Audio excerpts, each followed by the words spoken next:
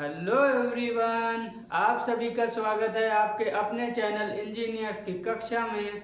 I hope आपकी study बढ़िया से चल रही होगी, आप खूब सारे क्वेश्चन की प्रैक्टिस कर रहे होंगे और आपका सिलेबस ऑलमोस्ट कंप्लीट हो गया होगा। और जिनका सिलेबस अभी कंप्लीट नहीं हुआ है तो कोशिश करना कि नवंबर के लास्ट तक हमको पूरा सिलेबस कंप्लीट करना है, क्योंकि उसके बाद हमको 2 मंथ तो कम से कम चाहिए पीवाईक्यूज करने के लिए और टेस्ट सीरीज देने के लिए। तभी आपकी तैयारी बढ़िया से हो पाएगी और उसके बाद आपको रिवीजन भी करते रहना है। तो अब आज के लेक्चर में हम कौन कौन से सब्जेक्ट्स के पीवाईक्यू देखने वाले हैं। तो आज के लेक्चर में हम डिजिटल के, डीबीएमएस के और एक नया सब्जेक्ट मैं आपके लिए लेके आया हूँ कंपाइलर डिजाइन के भी हम कुछ न्यूमेरिकल देखेंगे, कुछ अच्छे गेट के क्वेश्चन सॉल्व करेंगे। और इस आज के जो हमारा सेशन होगा वो प्रीवियस सेशन की तरह ही इसमें भी मैं आपको ऐसे क्वेश्चन गेट के कराऊंगा जिसके सिमिलर टाइप के गेट के क्वेश्चन अक्सर गेट में एग्जाम में पूछे जाते हैं, जो हर 1-2 साल के गैप में या लगातार ही उस तरह से क्वेश्चन पूछे जाते हैं, उस टॉपिक से क्वेश्चन पूछे जाते हैं। ऐसे ही कुछ कंपाइलर डिजाइन से भी आज के कुछ टॉपिक्स हम अच्छे टॉपिक्स को कवर करेंगे जिनसे गेट में अच्छे क्वेश्चन पीवाईक्यू पूछे जाते हैं और हम वो क्वेश्चन को सॉल्व करेंगे। तो आज का लेक्चर हम स्टार्ट करते हैं। तो प्रीवियस सेशन में मैंने 2 होमवर्क क्वेश्चन आपको दिए थे, तो मोस्टली स्टूडेंट का आंसर सही था। उसमें पहले क्वेश्चन जो हमारा था डीबीएमएस का, उसमें आंसर हमारा आ रहा था कि लॉसलेस था और डिपेंडेंसी प्रिजर्विंग था, और दूसरा क्वेश्चन ही डीबीएमएस से था तो उसका भी आंसर हमारा शायद 2NF आ रहा था। तो जिन स्टूडेंट का आंसर ये आया है उन स्टूडेंट का आंसर बिल्कुल सही है। तो अब आज के सेशन में हम लोग क्या करेंगे, तो आज के सेशन में भी मैं आपको क्वेश्चन नोट डाउन कराऊंगा। आप पहले खुद से ट्राई करना, उसके बाद ही सोल्यूशन देखना और सोल्यूशन मैच करना कि कोई हम आसान तरीका यूज कर सकते हैं क्या क्वेश्चन को सॉल्व करने के लिए।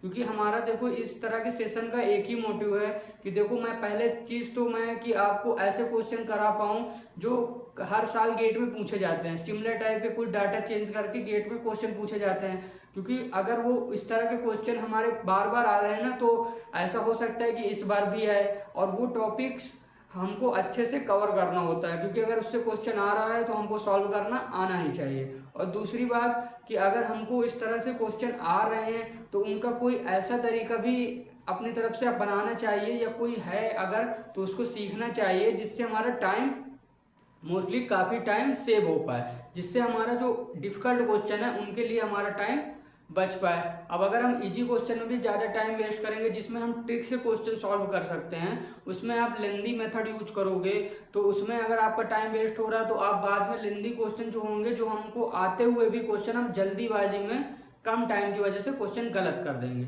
और ऐसा एग्जाम में होता है, ये मैंने पर्सनल एक्सपीरियंस है और मैंने बहुत सारे स्टूडेंट ने ऐसा मुझसे बोला भी है कि भैया लास्ट टाइम में हमको गेट में एग्जाम में लास्ट जो क्वेश्चन आते हैं, कई सारे क्वेश्चन तो हमको आ रहे होते हैं बट हम कम टाइम में हड़बड़ी की वजह से हम उन क्वेश्चन को गलत कराते हैं। तो अब हम अपना लेक्चर स्टार्ट करते हैं। तो सबसे पहले मैं आपको क्वेश्चन कराऊंगा डिजिटल के, फिर हम देखेंगे डीबीएमएस के और देन लास्ट में देखेंगे कंपाइलर डिजाइन के। तो आई होप आप लोग पूरी ऑनेस्टी के साथ क्वेश्चन को सॉल्व करोगे, उसके बाद ही सोल्यूशन देखोगे। तो अब आज का हमारा जो पहला क्वेश्चन है ये के मैप का है। के मैप के हमने कई सारे क्वेश्चन पढ़े हुए हैं ऑलरेडी, मैंने कई सारे क्वेश्चन गेट के जो आए हुए हैं के मैप के वो क्वेश्चन आपको कराया हुआ है। बट आज का जो ये क्वेश्चन, इसमें के मैप में हम एक क्वेश्चन में 2 कॉन्सेप्ट को हमको आना चाहिए, तब हम दोनों को मिलाकर हम ये क्वेश्चन को सॉल्व कर पाएंगे। तो अब देखो क्वेश्चन क्या है। तो क्वेश्चन में के मैप एक हमको के मैप दिया गया है, पहला आज के लेक्चर का पहला क्वेश्चन। तो इसमें हमको एक के मैप बनाया हुआ है क्वेश्चन में, तो उसको मैं ड्रॉ कर दे रहा हूँ, फिर आप सॉल्व करिएगा। तो एक ये 4x4 का के मैप बनाया हुआ है।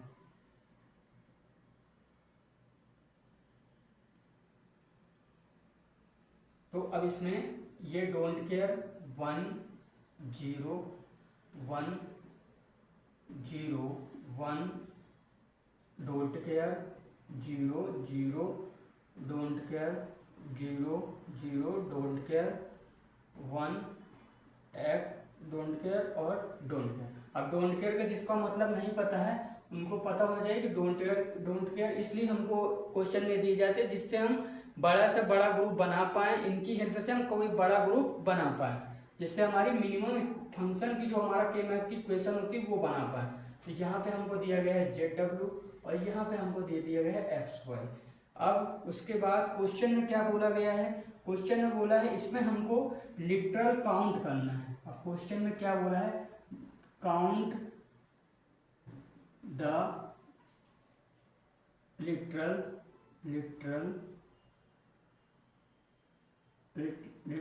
एक्सप्रेशन। अब इसमें हमको कौन कौन से में काउंट करना है, तो इस पहले हमको एसओपी के काउंट करने हैं और पीओएस के, दोनों के काउंट करने हैं लिटरल। अब इसमें भैया आपका दिमाग, जिनको लिटरल नहीं पता तो अब ये होगा भैया लिटरल क्या, तो लिटरल इसमें समझाया गया। देखो गेट में अगर कोई नया वर्ड भी आएगा ना तो इसमें ये एग्जाम इतना बढ़िया है कि उसमें आपको पूरा बताया जाएगा क्वेश्चन में ही कि लिटरल का मतलब क्या है, या कोई और भी नया वर्ड है जो मोस्टली हमको नहीं पढ़ाया जाता तो उसमें क्वेश्चन में ही उसको फुल एक्सप्लेन करके वो बताते हैं कि ये क्या होता है। तो अब इसमें लिटरल को बोला गया है कि सपोज एग्जाम्पल, अगर कोई हमारे जो अब हम इससे के मैप से कोई एसओपी या पीओएस से बनाएंगे तो कोई एक्सप्रेशन आएगी। तो अगर एक्सप्रेशन सपोज करो ये आ रही X Y plus X Z complement और कोष्टक बंद, तो अगर ये है तो इसके लिटरल होंगे 4, मतलब इनको हमको काउंट करना है टोटल जितने आ रहे हैं। तो देखो 1 2 3 4। तो आई होप आप लोग समझ गए होंगे। अब इसमें हमको इस के मैप से हमको एसओपी निकालना है, पीओएस निकालना है, दोनों के अलग अलग लिटरल काउंट करने हैं। अब ऑप्शन है इसमें, पहला ऑप्शन है 11 9, सेकेंड ऑप्शन है 9, 13, थर्ड ऑप्शन है 9, 10, फोर्थ ऑप्शन है हमारा 11, 11। तो आप आई होप आप लोग क्वेश्चन समझ गए होंगे। अब आपको एसओपी और पीओएस की प्रॉपर्टी लगाना है और के मैप ड्रॉ करना है, और जो इसमें ड्रॉ है अपने अकॉर्डिंग अपना ग्रुप बनाना है, उसके बाद एक्सप्रेशन फाइंड करनी है और उसके बाद लिटरल को काउंट करना है। तो आई होप आप लोग क्वेश्चन समझ गए होंगे। अब खुद से आप सॉल्व करिए, फिर हम इसका सोल्यूशन देखते हैं।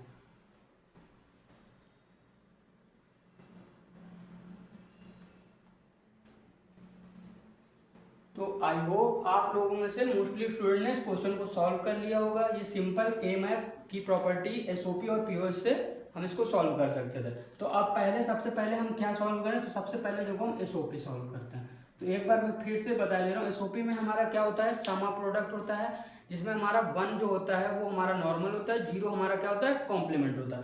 तो पहले एसओपी के अकॉर्डिंग अगर हम सॉल्व कर रहे हैं तो यहाँ पे हम पहले अपने वो बना लेते हैं। तो यहाँ पे क्या है 0 0 तो Z dash complement W complement, और 0 0 0 1 तो जेड कॉम्प्लीमेंट डब्ल्यू नॉर्मल, फिर जेड डब्ल्यू क्या होता है 0 0 0 1 1 1 और 1 0 तो डब्ल्यू कॉम्प्लीमेंट। अब ऐसे ही इधर भी X complement Y complement X complement Y X Y then X Y complement. अब इसमें हम किसको कंसीडर करते हैं, इसमें भैया हम 1 को कंसीडर करते हैं क्योंकि 0 हमारा कॉम्प्लीमेंट होता है। अब 1 को देखते हैं, तो पहले देखो 1 कहाँ कहाँ होते हैं, एक 1 ये है, एक 1 ये है, एक 1 ये है, एक 1 ये है, एक 4 1 है। अब हमको चारों 1 को कवर करना है। तो किसकी हेल्प से हम सॉल्व करें कि हमारे चारों 1 आसानी से कवर हो जाए।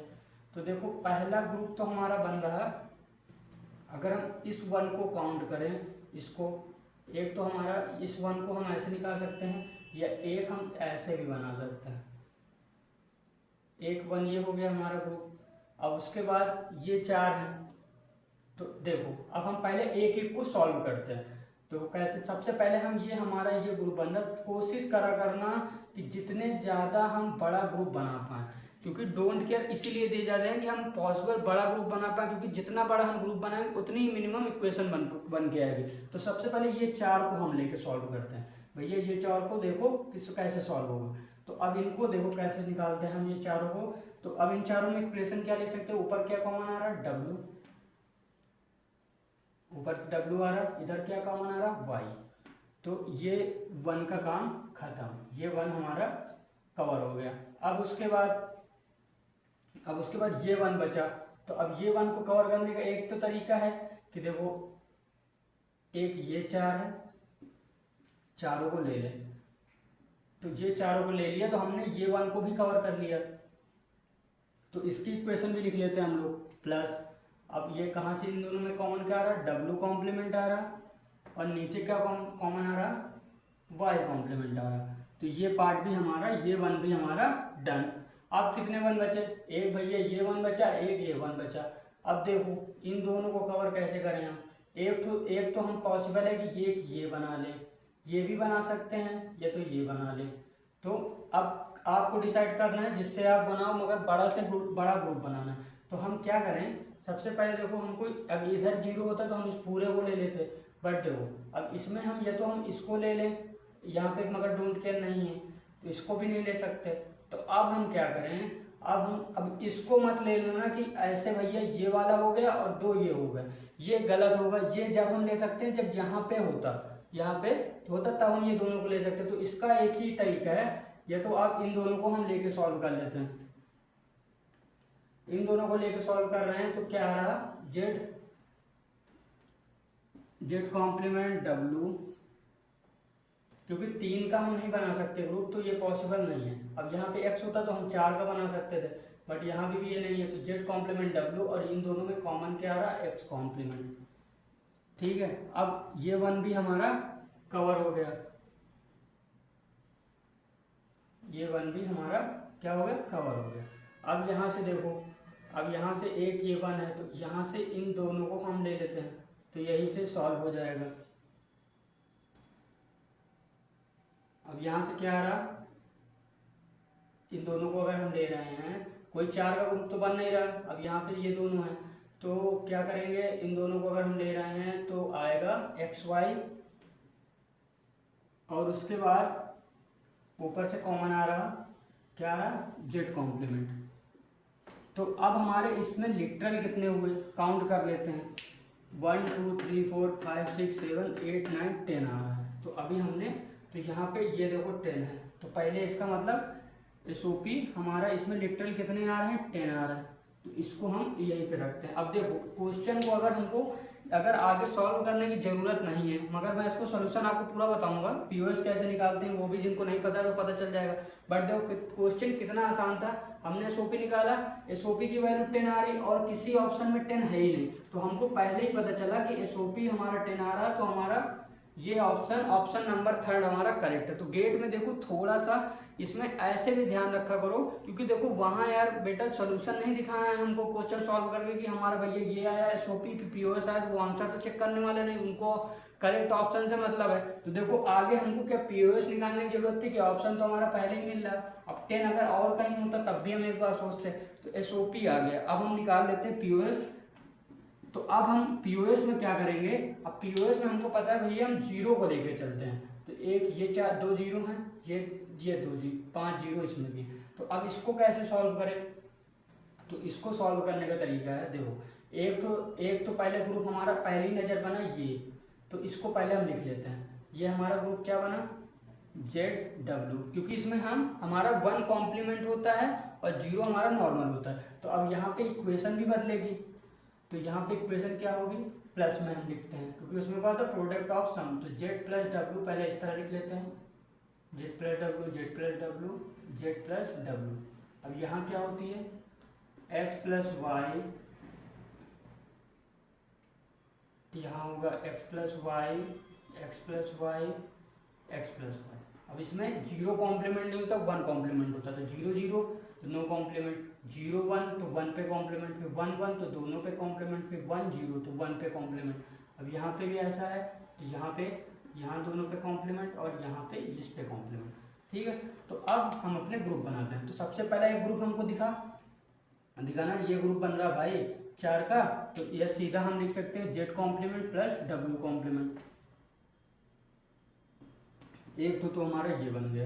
अब उसके बाद ये 0 खत्म और ये 0 खत्म।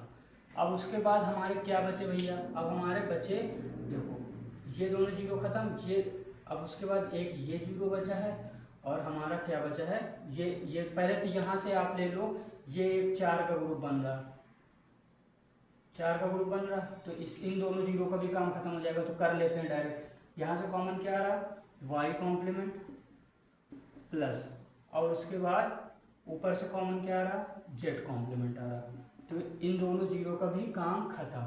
अब कौन से जीरो बचे, एक जीरो भैया बचा ये और एक जीरो बचा ये, तो अब इन दोनों को कैसे कवर करें, तो इनके लिए भी एक है तरीका, ये पूरे को ले लो, तो यहाँ से आ गया पूरे को लिया तो एक्स कॉम्प्लीमेंट प्लस वाई, ठीक है, तो ये जीरो का भी काम खत्म। तो अब हमारे कितने आ गए, 1 2 3 4 5 6 हो गए।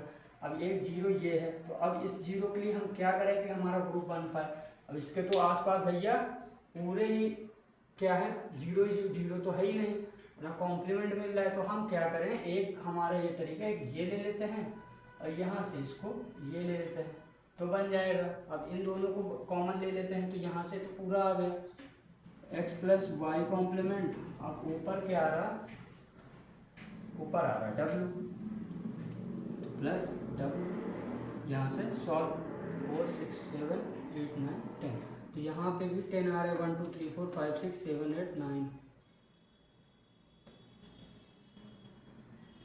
8 9, तो यहाँ पे आ गए हमारे POS 9। तो अब यहाँ पे हमारा ऑप्शन थर्ड सही था।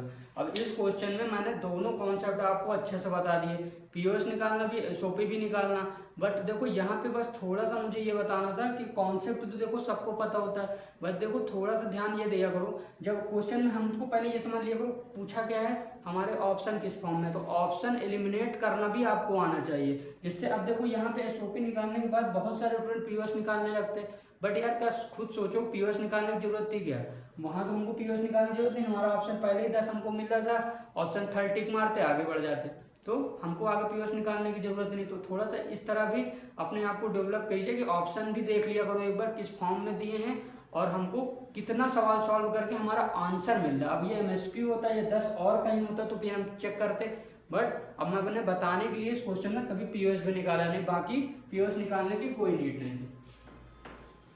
तो आई होप आप लोग समझ गए होंगे। अब हम अपने चलते हैं नेक्स्ट क्वेश्चन में।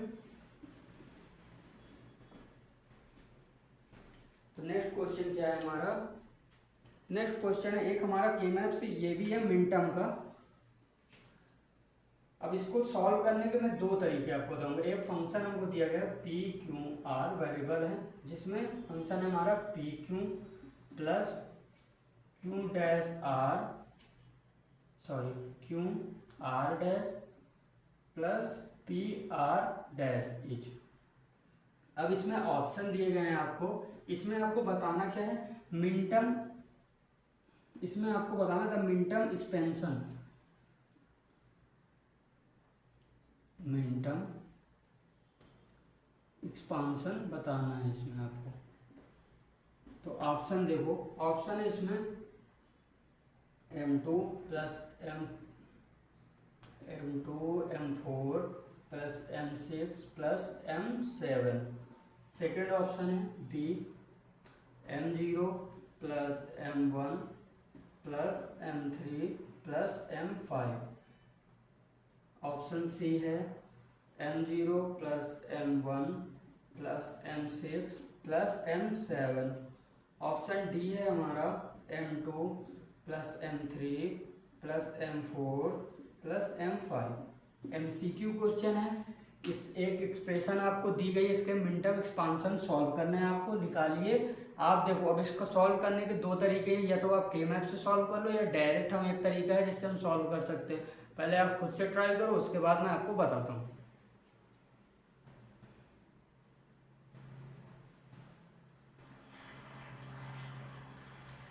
तो आई होप आप लोगों ने इस क्वेश्चन को सॉल्व कर लिया होगा। अब देखो इसका जो मेन मेथड है, जो मोस्टली स्टूडेंट इसी मेथड से जाएंगे, जो है K-मैप, कि भैया हम पहले इसकी इक्वेशन बनाते हैं, फिर हम K-मैप बनाते हैं, उसके बाद हम सॉल्व करेंगे। बट देखो यार इस सवाल में K-मैप बनाने की जरूरत थी क्या, एक भी नहीं थी। देखो ये एक्सप्रेशन दी, इसको हमको मिनटर्म बताना था इसके, तो मिनटर्म हमारा क्या होता है, क्या होता है मिनटर्म, मिनटर्म को हम रिप्रेजेंट करते हैं सिग्मा M से, करते हैं ना, मिनटर्म को सिग्मा M से करते हैं। और ये किसको होता है रिप्रेजेंट करता है, ये रिप्रेजेंट करता है भैया SOP को, और जिसको जो हमारी इक्वेशन जो एक्सप्रेशन दी गई है, इसी से हम समझ सकते थे कि ये हमारी एक्सप्रेशन कौन सी दी गई एक्सप्रेशन, ये दी गई है सम ऑफ प्रोडक्ट मतलब SOP। अब SOP में हमको क्या पता है कि हमारा 1 नॉर्मल होता है, 0 कॉम्प्लीमेंट होता है, तो अब इसमें हम क्या करें, तो अब इसमें हम पहले करते हैं, इसके हमको सारी न्यूमेरिक वैल्यू बतानी है, निकाल लेते हैं, उसके बाद हम अपने ऑप्शन से सॉल्व कर लेंगे। तो अब देखो यहाँ पे है पी क्यू आर, 3 वेरिएबल है, इसमें आर अननोन है, तो हम क्या करेंगे, अब पी और क्यू हमारा कॉम्प्लीमेंट नहीं है, मतलब डैश नहीं है, कॉम्प्लीमेंट नहीं है, तो क्या होगा, यहाँ पे 1 होगा, ये 1 होगा, ये फिक्स होगा। अब यहाँ पे आर नहीं है, तो आर को हम एक बार 0 मान लेते हैं, एक बार हम 1 मान लेंगे, तो यहाँ पे हम मिनटम अपना लिखते जाएंगे। तो यहाँ पे आया क्या, 4 और 2 6 आ गया, और देन 4 to 6 7 आ गया। अब इस पे आते हैं, तो अब देखो इसमें ऑर्डर ब्रेक मत करना, क्यों आ है तो पता चला पी यहाँ रख दिया या यहाँ पे रख दिया, अगर ऑर्डर आप चेंज करोगे ना तो गलत हो जाएगा। अब यहाँ पे पी क्यू आर दिया है तो पी क्यू आर ही लेंगे। अब देखो पहले इन दोनों की वैल्यू को, क्यू कॉम्प्लीमेंट नहीं है तो 1, आर कॉम्प्लीमेंट है तो मतलब 0, अब पी नहीं है तो यहाँ पे 0 एक बार और एक बार 1, अब ये दोनों तो फिक्स हैं, तो यहाँ पे एक हमारी नई वैल्यू आ गई, क्या 2 आ गई, और यहाँ पे 4 to 6 है, 6 ऑलरेडी है तो उसको नहीं लिखेंगे। अब यहाँ पे आओ तो P, अब बीच में क्यों मिसिंग है, यहाँ देखो क्यों मिसिंग है ना, तो पहले 1 हमारा फिक्स है क्योंकि कॉम्प्लीमेंट नहीं है, R हमारा कॉम्प्लीमेंट है तो यहाँ पे 0, ये 1 ये 0, ये हमारी फिक्स है। अब क्यों की वैल्यू हमारी 1 भी हो सकती है और 0 भी हो सकती है, तो अब यहाँ से तो आ गया एक नई वैल्यू 4, और यहाँ से आ जाएगा फिर से 4 to 6, तो जिसको हम नहीं लिखेंगे। तो अब हमारा मिनटर्म क्या निकल गया, 6724। तो अब कोई एक्सप्रेशन है जिसमें 6724 हो, तो m0 ये दोनों तो पहले ही गलत है, यहाँ से 2 3, तो 3 तो है ही नहीं, तो ये भी गलत है, 2 4 6 7, तो option A is a right answer. अब बताओ यहाँ पे के मैप बनाने की, यहाँ पे के मैप बनाने की जरूरत थी क्या, कि के मैप बनाते फिर उसकी हम जो बड़ा से बड़ा ग्रुप बनाने का पॉसिबल ट्राई करते, उसके बाद हमको पता चलता कि हमारी एक्सप्रेशन, छोटी एक्सप्रेशन क्या है जो इन्हीं के किसी ऑप्शन से मैच कर रही होती, जो हमारी ऑप्शन फर्स्ट से मैच कर रही होती, उसकी भी हम वैल्यू निकाल दे। तो हमने डायरेक्ट ही वैल्यू निकाल के यहाँ पे देखा, ऑप्शन देखा और टिक मार के आगे बढ़ गए। तो इस तरह के क्वेश्चन को आपको इस अप्रोच से सॉल्व करना है, तभी क्वेश्चन पढ़ के अच्छे से समझ लिया करो, 2 बार क्वेश्चन पढ़ा करो, उसके बाद ये समझा करो कि क्वेश्चन में पूछा क्या है और हमको कितना सॉल्व करके जल्दी से आंसर निकाल लेना है, क्योंकि वहाँ हमको सोल्यूशन दिखाने से मतलब नहीं है, हमको करेक्ट ऑप्शन में टिक करना है और आगे बढ़ना है। तो अब हमारा अगला क्वेश्चन है, तो अगला क्वेश्चन आज हमारा किससे है, अब है हमारा डीबीएमएस, क्योंकि डीबीएमएस और कंपाइलर के कुछ हम ज़्यादा क्वेश्चन आज के सेशन में देखेंगे, क्योंकि डिजिटल में हमने 2-3 सेक्शन में काफ़ी क्वेश्चन डिजिटल के कर चुके हैं। तो आज के सेशन में मेरा मेन फोकस डीबीएमएस और कंपाइलर पे है। तो अब हमारा अगला क्वेश्चन है डीबीएमएस से, जो है हमारा किससे, की मैप से है, सॉरी की मैप से कह रहे हैं या डायग्राम से। तो इसमें हमको एक डायग्राम दिया गया है, एक एम दिया है एंटिटी जिसमें एट्रीब्यूट दिए गए हैं हमारे, एक दिया गया हमारा m1 कॉम्प्लीमेंट, एक हमारा दिया गया है m2। अब इसमें कॉम्प्लीमेंट, सॉरी मैं बोल रहा हूँ, ये है हमारे जो हमारी की है, m1 जो है हमारी की है प्राइमरी की, और m2 एट्रीब्यूट है, और एक एट्रीब्यूट है हमारा m3, ठीक है। अब ये है डबल एरो का रिप्रेजेंटेशन का मतलब होता है, ये है हमारा मैनी पार्ट, मैं बताते चल रहा आपको तभी, ये है हमारा मैनी पार्ट और ये हमारे रिलेशन से ज्वाइंट है। अब ये है सिंगल एरो, तो इसका मतलब मैनी टू वन रिलेशन है, और ये एक हमारा एंटिटी और है जो हमारी एंटिटी है P। अब उसके आगे क्या पूछा गया, P है। अब P में भी हमारे 2 एट्रीब्यूट हैं, एक है हमारा P1 जो कि है हमारी प्राइमरी की, और दूसरा है हमारा P2 जो है हमारा नॉर्मल एट्रीब्यूट है। अब ये हमारा एक रिलेशन से ये भी अटैच है,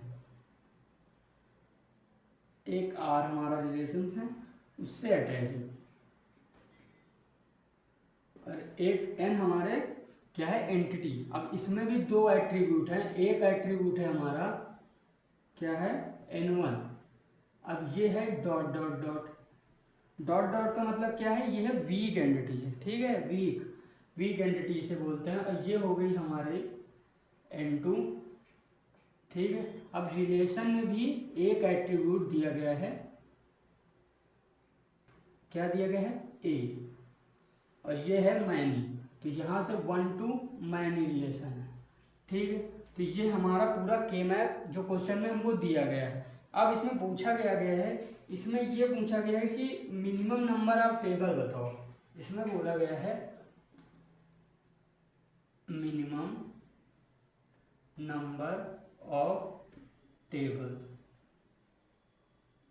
पहला ऑप्शन है 2, सेकेंड ऑप्शन है 3, थर्ड ऑप्शन है 4 और फोर्थ ऑप्शन है 5। तो आप 1 सेकंड वीडियो पॉज करेंगे, उसके बाद क्वेश्चन को सॉल्व करेंगे।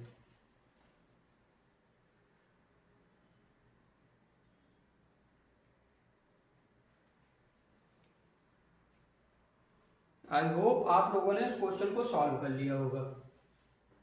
तो अब सबसे पहले हम समझते हैं -1 एक एक जगह से हम स्टार्ट करते हैं। तो सबसे पहले हम एंटिटी m से शुरू करते हैं। तो m हमारी टेबल बनती है, तो m में क्या क्या आएगा, m1 आएगा, हमको पता है, m2 आएगा और m3 आएगा। बट अब देखो ये -1 रिलेशन है, तो इसमें p पार्ट का जो प्राइमरी की है वो भी इसमें आएगी। p1 जो है इसमें प्राइमरी की है वो भी इसमें आएगी, क्योंकि मैनी पार्ट में आती है। अब देखो यहाँ पे अभी मैं आगे क्लियर कर दूंगा वो चीज़। तो एक ये हमारी m वाली टेबल तैयार। अब रिलेशन में कोई एट्रीब्यूट नहीं है और ये मैन्यू टू n रिलेशन होता, तो इसमें r में भी हम m और p की को रखते हैं। अभी नेक्स्ट क्वेश्चन में कराऊंगा, उसमें आपको क्लियर हो जाएगा। तो m हो गया। अब हम आते हैं p पे अपने। मैनी टू 1 या 1 टू मैनी या 1 टू 1 में हम रिलेशन की कोई अलग से टेबल नहीं बनाते हैं। अगर मैनी टू 1 है, अभी अगर इसमें कोई एट्रीब्यूट है वो हमारा मैनी पार्ट में एडजस्ट हो जाता है। ठीक है, देखना अभी आगे कैसे। तो p वाले में, अब p में p1 है कॉम्प्लीमेंट, p2 कॉम्प्लीमेंट सॉरी वो प्राइमरी की, तो p वाली टेबल बन गई। अब उसके बाद क्या देखो यहाँ पे रिलेशन में भी एक एट्रीब्यूट है, तो क्या रिलेशन में एट्रीब्यूट है, तो क्या भैया इसकी अलग से टेबल बनाए, नहीं बनाना है, क्योंकि देखो 1 टू मैनी या मैनी टू 1 रिलेशन होता है। तो रिलेशन वाले में, रिलेशन में जो एट्रीब्यूट होते हैं वो हमारी जो मैनी वाली एंटिटी होती है ना उसी में एडजस्ट हो जाता है। देखो कैसे, अब इसमें r की नहीं बनाएंगे, n की बनाएंगे। तो n की बना रहे हैं तो n में आ जाएगा हमारा a पार्ट। पहले तो हम वो दो लिख लेते हैं। अब मगर यहाँ एक चीज़ ये ध्यान देना कि देखो n है ना, n हमारे डॉट डॉट डॉट से रिप्रेजेंट किए गए। इसका मतलब होता है वीक एंटिटी। वीक एंटिटी को हम एट्रीब्यूट में शामिल नहीं करते। जैसे मानिए कोई हमारा कोई एक कमज़ोर है, जिसे आजकल समाज में ऐसे ही है ना कि कोई कमज़ोर आदमी तो उसे हम अपने ग्रुप में शामिल नहीं करते, ये समाज में ज़्यादा उसे इज्जत नहीं देते। तो इसी ये कॉन्सेप्ट इसमें भी लागू होता है कि अगर कोई वीक एंटिटी है जो कमज़ोर है तो उसको हम ग्रुप में या टेबल में जगह नहीं देते हैं। तो अब n1 को काम खत्म, तो n1 को निपटा दिया यहाँ से। तो अब यहाँ पे खाली क्या बचा, n2 आया और उसके बाद भैया रिलेशन वाला भी इसमें एडजस्ट हो गया। जो रिलेशन में आते हैं हमारे वो भी एडजस्ट हो जाते हैं, बट वीक वाले को हम अपने टेबल में जगह नहीं देते हैं। ये हाल है इसमें। तो अब यहाँ से हमारी कितनी possible table, minimum possible table हमारी तैयार हो गई 3। तो ऑप्शन हमारा सेकंड और करेक्ट आंसर हो गया सेकंड, और हमारी टेबल 3 टेबल बन के तैयार हुई। तो इस तरह के कॉन्सेप्ट में यह डायग्राम आता है। तो आराम से एक एक साइड से हमको स्टार्ट करना है। बस ये देखते जाना कि रिलेशन क्या है, 1 टू मैनी है, मैनी टू 1 है या मैनी टू मैनी है, कुछ भी है, तो हम उसके अकॉर्डिंग सॉल्व करते जाएंगे। अभी मैं नेक्स्ट क्वेश्चन में आपको मैनी टू मैनी रिलेशन वाले भी जो 1-2 डाउट होंगे ना आपको, वो भी मैं क्लियर करा देता हूँ। तो अब हम चलते हैं अपने नेक्स्ट क्वेश्चन पे।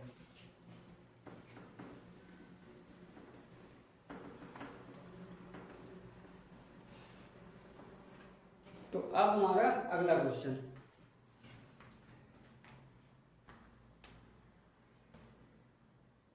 अब इसमें हमको एक एंटिटी दी गई है P। अब यहाँ पे है हमारे P1, P2 and then P3।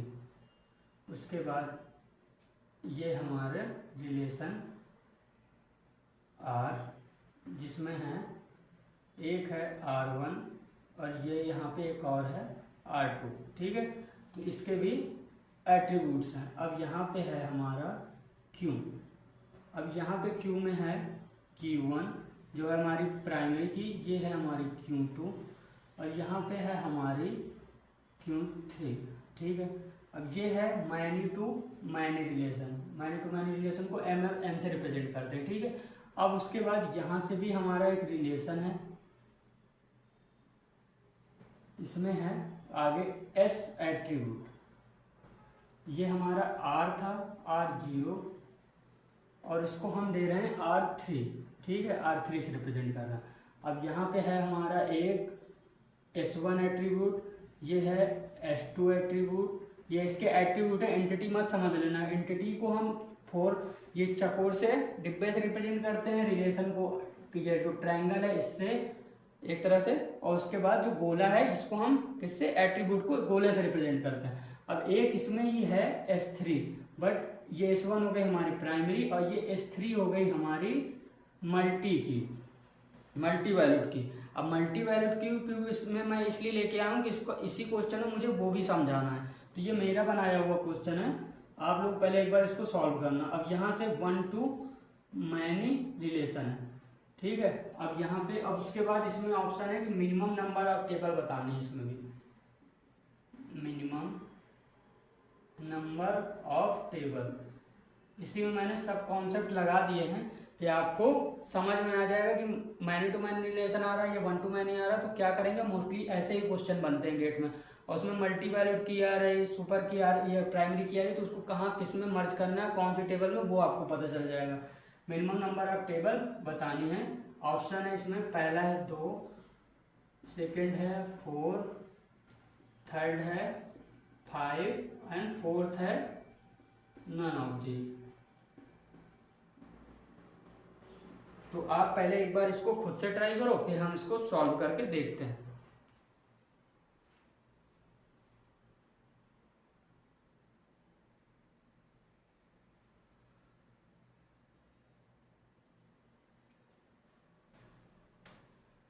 I hope mostly student ने इस क्वेश्चन को सॉल्व कर लिया होगा। अब देखो सबसे पहले हमने क्या सोचा, सबसे पहले हम भैया पी से स्टार्ट करते हैं। तो पी हमारे पी की टेबल में क्या क्या आ रहा, अब P1 हमारी सुपर की है, तो सॉरी प्राइमरी की, वो तो आएगी P2 P3, ठीक है।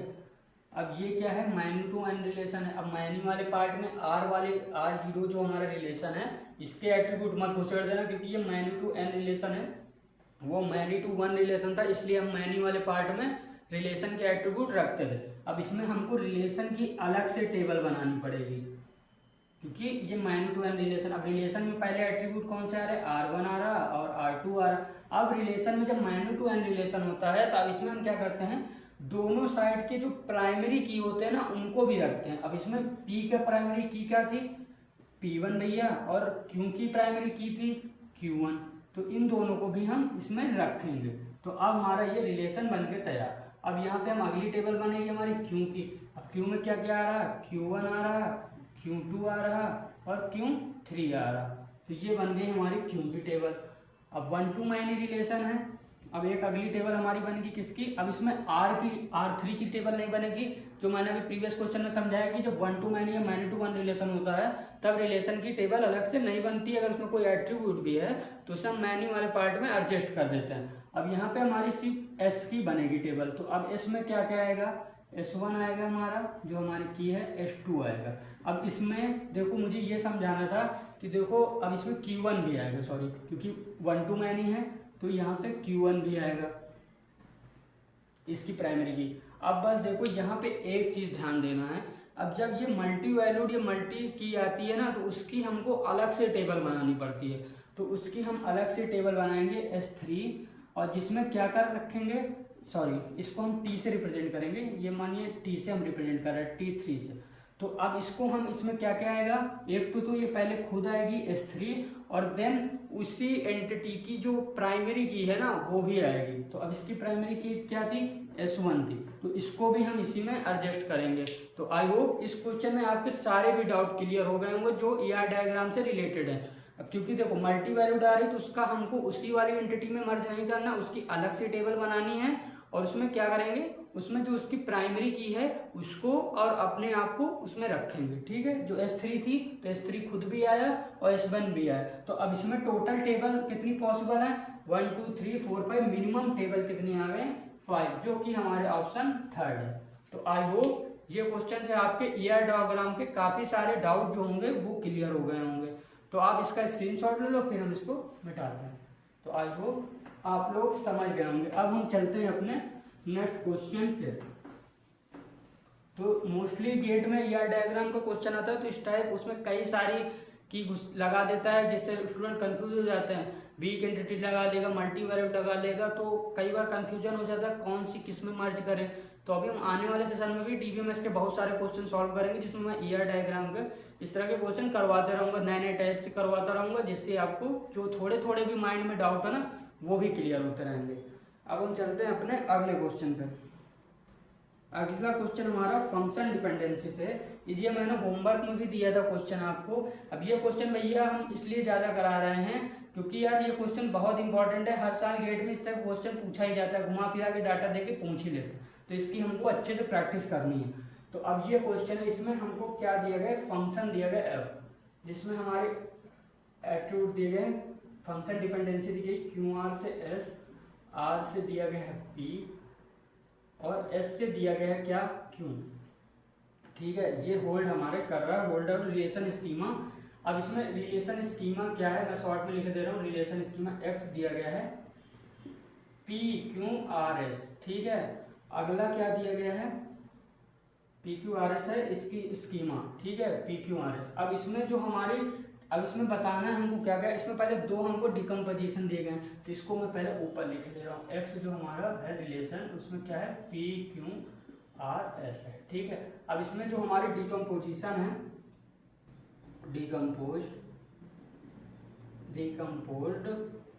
Into two schema, two schema. ठीक है, अब इसमें पहला स्कीमा है जो हमारा वाई, वो क्या है पी आर, और दूसरा स्कीमा है हमारा जो जेड है वो है क्यू आर एस। अब इसमें हमको ये बताना है कि ये क्या है। पहला देखो बी सी एन एफ है and lossless, B C N F है और डिपेंडेंसी प्रिजर्विंग है, मैं डीपी से रिप्रेजेंट कर रहा हूँ शॉर्ट में। दूसरा है बी सी एन एफ है या नॉट डिपेंडेंसी प्रिजर्विंग है। थर्ड है कि not B C N F और डिपेंडेंसी प्रिजर्विंग। या फोर्थ है कि both not in B C N F and dependency preserving. तो आप एक बार क्वेश्चन को सॉल्व करो, देन हम उसके बाद इसको सॉल्व करते हैं।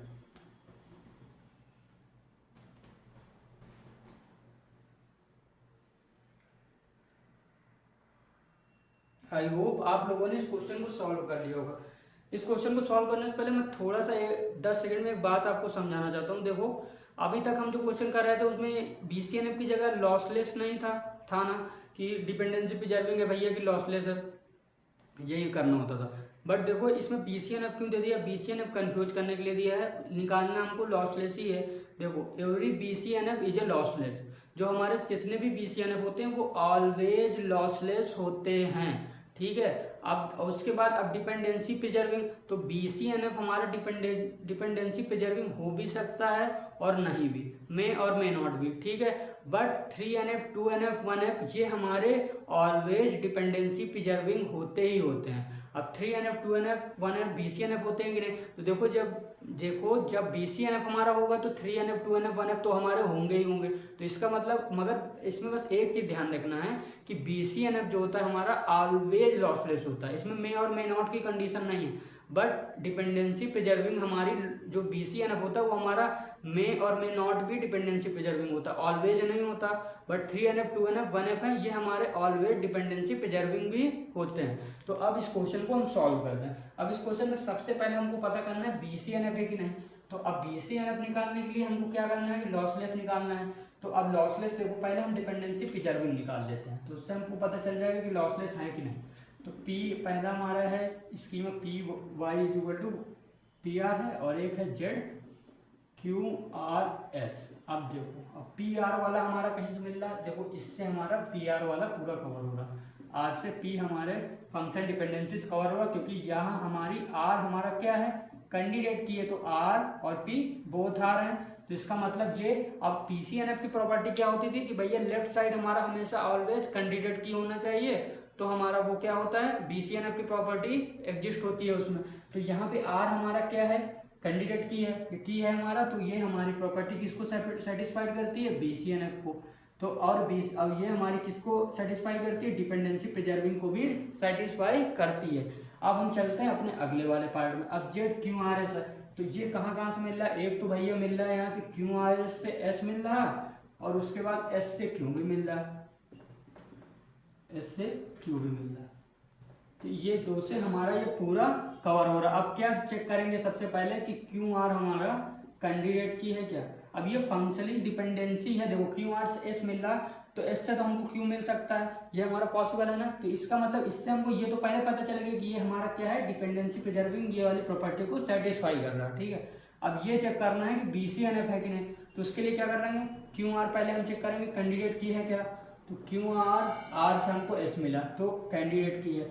अब देन हमको एस भी चेक करना है, क्योंकि एस भी हमारा कैंडिडेट की होना चाहिए, एस हमारा कैंडिडेट की है, तो इसका मतलब BCNF की प्रॉपर्टी सेटिस्फाई, और ये भी हमारा BCNF होगा। तो अब क्यू आर तो है एस से हमको, लेकिन बस मिल रहा है एस से एस और क्यू, अब आर इससे नहीं मिल रहा, तो ये तो हमारा BCNF को सेटिस्फाई कर रहा है, बट ये हमारी सेटिस्फाई नहीं कर रहे। तो इसका मतलब हमारा आंसर क्या होगा कि कहाँ गया, not BCNF but dependency preserving. तो दोनों ही हमारी स्कीमा डिपेंडेंसी प्रिजर्विंग तो हैं, बट BCNF नहीं है। तो इसको हम ऐसे भी बोल सकते हैं कि डिपेंडेंसी प्रिजर्विंग है but not lossless join, lossless नहीं है। अब यहाँ पे इंटरसेक्शन का दिमाग मत लगाना कि भैया एक इंटरसेक्शन मिल रहा है एक आर तो हमारा लॉसलेस भी होगा, ये प्रॉपर्टी ऐसे सेटिस्फाई नहीं होती, वो हमको टेबल बना के देखनी पड़ती है, या आप ऐसे ही आप देख लिया करो BCNF की प्रॉपर्टी ये सेटिस्फाई हो रही, तो इसका मतलब वो लॉसलेस होगा ही होगा। तो एक लॉसलेस निकालने का तरीका आपको मैंने इस क्वेश्चन में भी सॉल्व करके बता दिया कि एक हमारा जो उसको टेबल बना के हमको ड्रॉ करने की जरूरत नहीं है, इस तरह भी आप सॉल्व करोगे ना तब भी पता चल जाएगा अगर लॉसलेस वो BCNF है तो इसका मतलब हमारा क्या होगा, लॉसलेस। अब इन दोनों में इंटरसेक्शन कुछ नहीं मिलता तो हम डायरेक्ट देख के बता सकते थे कि क्या होता, लॉस ही होता, ठीक है। तो अब हम चलते हैं अपने नेक्स्ट क्वेश्चन में। तो इस तरह के क्वेश्चन को आपको ऐसे सॉल्व करना है और करेक्ट आंसर को टिक करके आना है। तो थोड़ा सा कंफ्यूज करने के लिए गेट ऐसे इस तरह के थोड़ा सा चेंजमेंट करता रहता है क्वेश्चन में, जिससे स्टूडेंट कंफ्यूज है कि अभी तक तो लॉसलेस पूछ रहा था, अब BCNF क्या आ गया, अब उससे तो समझ में नहीं आ रहा, तो BCNF भी लॉसलेस है, समझ जाओ, ठीक है, क्योंकि BCNF ऑलवेज लॉसलेस होता है। अब हम अपने चलते हैं अगले क्वेश्चन में। तो एक ये क्वेश्चन है, इसमें भी हमको दो चीज़ें बतानी है, पूछा तो एक ही था बट हमको दो सीख रहे हैं हम अभी, तो हमको दोनों चीज़ निकालना आना चाहिए, ABCDE एक हमारा रिलेशन दिया गया है। अब इसमें 3 फंक्शन डिपेंडेंसी हमको दी गई है, कौन कौन से भैया, तो दी गई है AB से हमको दिया गया है C, BC से हमको दिया गया है D, और C से हमको दिया गया है E। ये हमारी फंक्शन डिपेंडेंसी। अब इसमें हमको क्या बताना है, अब इसमें हमको भैया बताना है, क्या बताना है, सुपर की बतानी है, पहला सुपर की, और दूसरा बताना है इसकी स्कीमा क्या है, ये कौन सा नॉर्मल फॉर्म है इसमें, ठीक है, कि फर्स्ट NF 2NF 3NF को भी नॉर्मल फॉर्म बताना है। तो आप एक बार पहले इस क्वेश्चन को सॉल्व करो, फिर हम देन सॉल्व करके देखते हैं।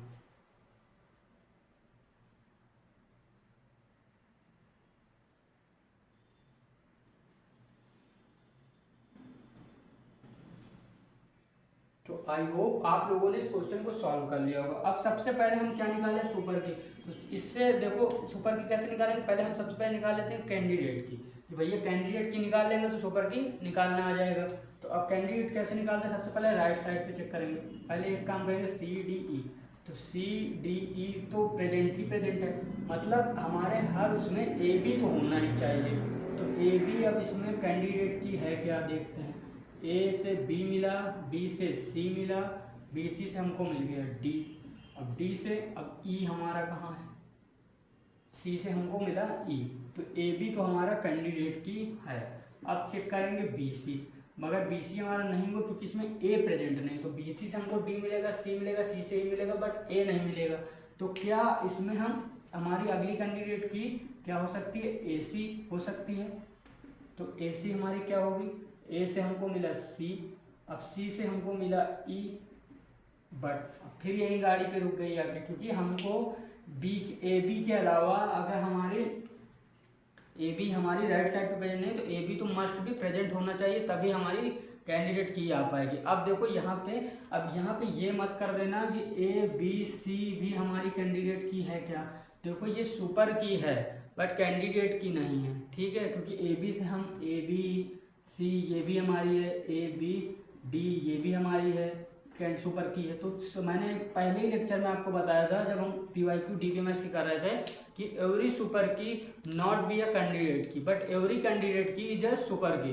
तो क्योंकि कैंडिडेट की हमारी सबसे मिनिमम होती है, तो जब हमारी AB से हमारा पूरा रिलेशन कवर हो रहा है तो हम इसमें फालतू में C क्यों ऐड करें, तो इससे हमारे ये सुपर की तो बन जाएगी बट कैंडिडेट की नहीं होगी, क्योंकि कैंडिडेट एकदम मिनिमम की होती है। तो अब हमको यहाँ से पता चला भैया कि यहाँ सिर्फ AB ही हमारी कैंडिडेट की यार है। तो अब यहाँ से पहले प्राइम एट्रीब्यूट भी निकाल लेते हैं। प्राइम एट्रीब्यूट आया हमारा ए बी आया बस। तो अब नॉन प्राइम एट्रीब्यूट क्या है, तो अब मगर यहाँ पे हमको प्राइम एट्रीब्यूट भी निकालना चाहिए, क्योंकि हमको पहले ही पता चल रहा कि ए बी हमारी कैंडिडेट है, कोई हमको इसमें मर्ज तो करने की जरूरत नहीं पड़ी, तो इसमें हमको इसी से हम अपना नॉर्मल फॉर्म भी बता देंगे। अब हम पहले इससे क्या करेंगे, सुपर की निकालेंगे। तो सुपर की अब हमको पता चला कैंडिडेट की है, तो यहाँ से हमको पता चला कि ए बी को हमने कट किया, बचे जितने उनको पावर एन में हम पावर में रख देते हैं। तो 2 की पावर n में कितने बचे, 1 2 3, तो 2 की पावर 3 इज इक्वल टू 8। तो इस क्वेश्चन में हमारी सुपर की कितनी पॉसिबल है, 8। बट देखो अब 8 में हमारी एक ही है जो हमारी मिनिमम कैंडिडेट की है। तो आई होप आप समझ गए होंगे। अब यहाँ पे पहले का आंसर तो हमको मिल गया 8। अब दूसरा चलते हैं कि नॉर्मल फॉर्म क्या है, तो कैंडिडेट की। अब यहाँ पे देखो कैंडिडेट की है, तो ये हमारी BCNF को सेटिस्फाई कर रहा है पहली वाली लाइन, हाँ, क्योंकि भैया लेफ्ट साइड पे कैंडिडेट की होनी चाहिए, तो ये सेटिस्फाई कर रहा है। बट BC हमारा क्या कैंडिडेट की है, नहीं है, तो इसका मतलब क्या, वो BCNF तो नहीं है। अब नीचे आओ, अब यहाँ पे देखो, यहाँ पे 3NF पे आते हैं, तो 3NF में क्या बोलता है कि या तो पहले कैंडिडेट की हो, या सेकेंड पार्ट में जो हमारा X से Y समझ लो, X हमारा या तो की हो या Y हमारा प्राइम एट्रीब्यूट हो, दोनों में से एक प्रॉपर्टी सेटिस्फाई हो रही तो 3NF होता है। बट अब देखो यहाँ पे ना BC कैंडिडेट की नहीं है, तो D क्या प्राइम एट्रीब्यूट है, नहीं है, तो इसका मतलब ये हमारा 3NF को भी सेटिस्फाई नहीं कर रहा। अब और 2NF पे, तो 2NF पे पहले कैंडिडेट की है तो आगे चेक नहीं करेंगे, हमारा 2NF है। अब यहाँ पे देखो, अब ये क्या कैंडिडेट की है, नहीं है। अब यहाँ पे प्राइम एट्रीब्यूट निकाल लो, प्राइम एट्रीब्यूट क्या है, AB। अब नॉन प्राइम एट्रीब्यूट है क्या, ABCDE, ये हमारे नॉन प्राइम एट्रीब्यूट है। तो अब यहाँ पे देखो, यहाँ पे क्या कैंडिडेट की पार्ट है, प्राइम एट्रीब्यूट है B हमारा, बट यहाँ पे यह क्या है, नॉन प्राइम एट्रीब्यूट है। तो अब इससे क्या पता चला, मगर अब यहाँ पे ये गड़बड़ मत कर दियो, क्योंकि यहाँ देखो BC के कॉम्बिनेशन से D बना है, ठीक है, ऐसा नहीं है कि खाली B से बना है, तो ये भी नॉन प्राइम एट्रीब्यूट है, ये भी है, तो यहाँ पे भी ठीक है। अब C पे आओ, ये भी नॉन प्राइम एट्रीब्यूट है, ये भी नॉन प्राइम एट्रीब्यूट है। तो हमेशा एक चीज़ ध्यान रखना, पार्शियली फंक्शन डिपेंडेंसी कंडीशन कब एग्जिस्ट करती है, जब देखो प्राइम, एक इधर लेफ्ट साइड प्राइम एट्रीब्यूट हो और उधर साइड नॉन प्राइम एट्रीब्यूट हो, तब हमारा पार्शियल फंक्शन डिपेंडेंसी लग जाती है, जिससे हमारा 2NF नहीं होता। बट यहाँ पे ऐसा कुछ नहीं है, तो ये हमारा किस फॉर्म में, 2NF पे एग्जिस्ट करता है, 2NF में होगा और 1NF में भी होगा, ठीक है। तो इन दोनों का क्वेश्चन का करेक्ट आंसर ये था। आई होप आप लोग समझ गए होंगे। तो ऐसे ही क्वेश्चन कर करके आपको प्रैक्टिस करते जाना है और अपने कॉन्सेप्ट को रिवाइज करते जाना है। अब हम चलते हैं अपने अगले क्वेश्चन पे। तो एक क्वेश्चन मैं आपके लिए SQL से लेके आया हूँ, SQL से क्वेश्चन सॉल्व करना है हमको। इसमें हमको एक क्वेश्चन में एक टेबल दी गई है, एक टेबल दी गई है, एक टेबल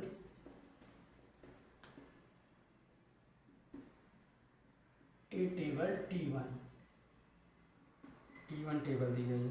अब इसमें टेबल क्या दी गई है, इसमें दी गई है एक रोल नंबर, मैं टेबल बना देता हूँ, रोल नंबर बनाया है और मार्क्स बनाया है। रोल नंबर है 1 2 3 4 और मार्क्स हैं 10 20 30 एंड नल। ठीक है, ये हमारी टेबल। अब क्वेश्चन में क्या पूछा है, the following sequence of SQL statement successfully executed table table. तो इसमें क्वेरी क्या दी गई है जो हमको इसमें अप्लाई करनी है। इसमें क्वेरी दी गई है कि update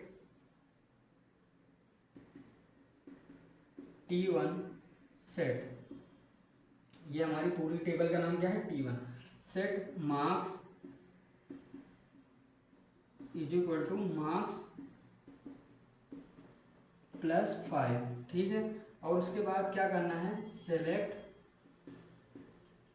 average marks from T1, ठीक है। अब बोलना है कि what is the output, what is the output. अब ये NAT टाइप क्वेश्चन था, तो इसका ऑप्शन नहीं है, तो इसलिए आप क्वेश्चन को सॉल्व करो और उसके बाद बताओ इसका आंसर। ये गेट में 2 मार्क्स में आया हुआ क्वेश्चन है।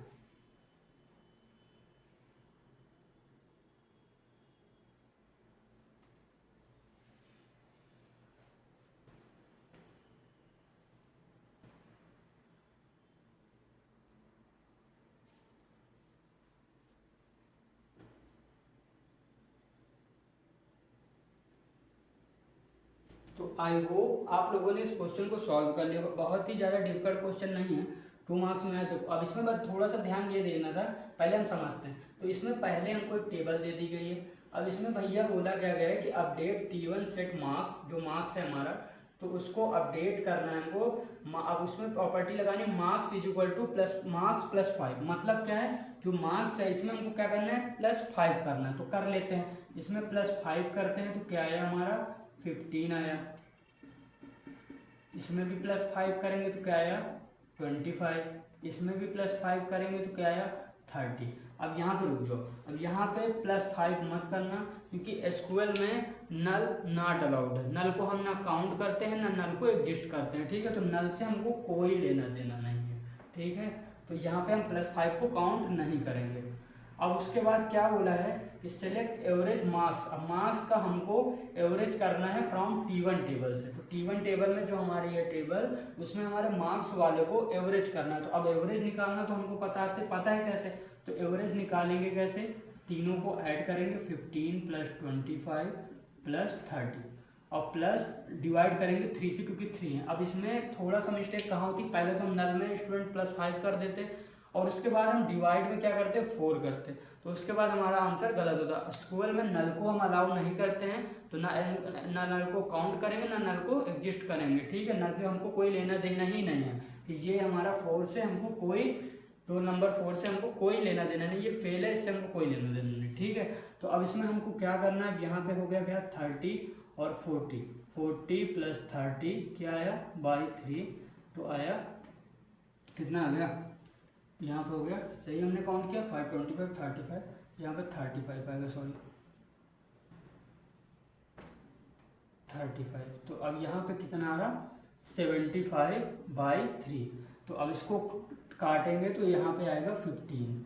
तो हमारा आंसर जो हमारा आउटपुट क्या आएगा 15, ठीक है। तो इस तरह के क्वेश्चन को आपको ऐसे सॉल्व करना है। बस ये थोड़ी सी हमको प्रॉपर्टी अच्छे से पता होनी चाहिए कि एसक्यूएल में कौन कौन सी चीज़ें अलाउ हैं, कौन कौन सी नहीं, जिनको हम एडजस्ट करते हैं कि नहीं करते। अब इसमें नल की वजह से कंफ्यूज करने के लिए नल हमको दिया गया है, क्योंकि ऐसे ही बोल देता है एवरेज निकालने का तो आराम से निकाल लेते, बट नल को जिसको नहीं पता है तो वो नल को भी काउंट करेगा, नल को एग्जिस्ट नहीं भी करेगा तो यहाँ पे डिवाइड में 4 कर देता और मिस्टेक हो जाती। तो आपको ऐसी मिस्टेक्स गेट के एग्जाम में नहीं करके आनी है, इसलिए हमको ये क्वेश्चन की मैं प्रैक्टिस करा रहा हूँ कि आपको ध्यान रहे। इस तरह के कई क्वेश्चन गेट में आए हैं जिसमें नल को बोला गया है और नल को जल्दीबाजी में नल को भी काउंट करके मिस्टेक करके आंसर लिया, तभी इसमें ऑप्शन भी नहीं दिए जाते कि ऑप्शन की हेल्प से आप देख लो। अगर ऑप्शन दिए भी जाएंगे ना तो उसमें एक ऑप्शन वो भी देगा जो जिसमें नल को काउंट करके आप आंसर निकाल रहे होते, ठीक है। तो गेट में इसी तरह से आपको फंसाते हैं। अब हमारा अगला जो क्वेश्चन है वो हमारा किससे, कंपाइलर डिजाइन से। तो आज के लेक्चर में कंपाइलर डिजाइन के हम लेक्सिकल एनालाइजर के मतलब कुछ टॉपिक्स को टच करेंगे, जैसे टोकन्स निकालना, उनको काउंट करना, इस तरह के टॉपिक्स को हम कवर करेंगे। तो इसके मैं गेट की PYQ लेके आया। अब इस जो हमारा क्वेश्चन है इसमें मैं 2 क्वेश्चन आपको एक साथ दूंगा। अब इसमें पूछा गया है कि द नंबर ऑफ टोकन, दोनों में द नंबर ऑफ टोकन्स बतानी है। तो यहाँ पे टोकन दिया गया DO 10 I is equal to 1.25 each. तो इसमें हमको बताना है द नंबर ऑफ टोकन। दूसरा क्वेश्चन भी इसी से रिलेटेड है। इसमें हमको बोला गया है printf I %D comma address I %X I address I के बाद कॉमा एड्रेस I और यहाँ पे सेमीकोलन एज। तो दोनों का आपको आउटपुट बताना है कि इसमें भी टोकन्स कितने आएंगे और इसमें भी टोकन्स कितने आएंगे। एक बार पहले आप वीडियो पॉज करके सॉल्व करो, देन हम इसका सॉल्यूशन देखते हैं।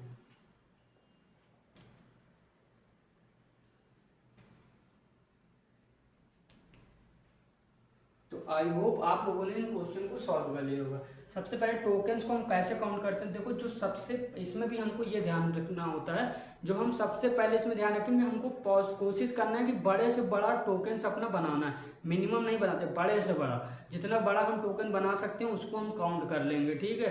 तो अब इसमें पहले क्वेश्चन पे हम आते हैं। अब इसमें देखो DO है, तो अब इसको अलग अलग काउंट नहीं करना। सबसे पहले हम बड़ा अपना आइडेंटिफायर बनाएंगे, बड़ा टोकन बनाएंगे।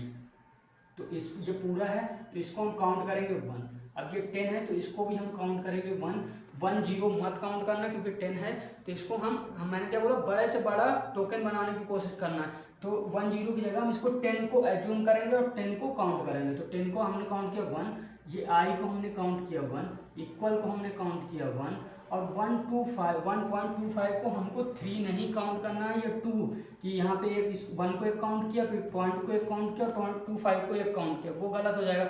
मैंने कहा ना पॉसिबल कोशिश करना है कि बड़े से बड़ा टोकन बनाना है। तो 1.25 को भी हमने, क्योंकि जो चीज़ एग्जिस्ट हैं उन्हीं को हम काउंट कर रहे हैं। क्या 1.25 हमारा एग्जिस्ट नहीं है ना, 1.25 हम यूज करते हैं, तो ये हमारा पूरा एक हम इसको काउंट कर सकते हैं। तो यहाँ से हमको पता चला कितने हमारे टोकन्स है, तो 1 2 3 4 5।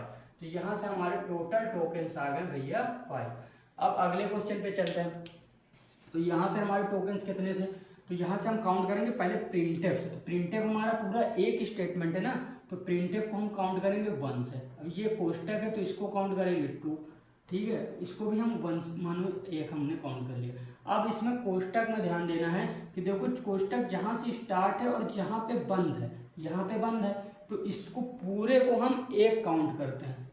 अगर अब इसमें एक कंडीशन ये होती है जो मैं प्रीवियस सेशन में आने वाले सेशन में भी मैं आपको क्वेश्चन इसके कराऊंगा, तो मैं बता दूंगा। अगर कोष्टक अगर यहाँ पे बंद नहीं किया है तो हम उस आगे की स्टेटमेंट को पूरे को वहाँ से स्टार्ट से लास्ट तक को 1 ही काउंट करेंगे, चाहे जितना बड़ा फंक्शन हमारा जो जितनी बड़ी लाइन लिखी हो, लेकिन हम पूरे को 1 ही काउंट करेंगे। जब कोष्टक बंद है देन उसके बाद आगे नेक्स्ट को काउंट करेंगे, ठीक है। तो अब इसमें पूरा यहाँ से स्टार्ट है और यहाँ पे बंद है, तो इस पूरे को 1 हमने काउंट किया।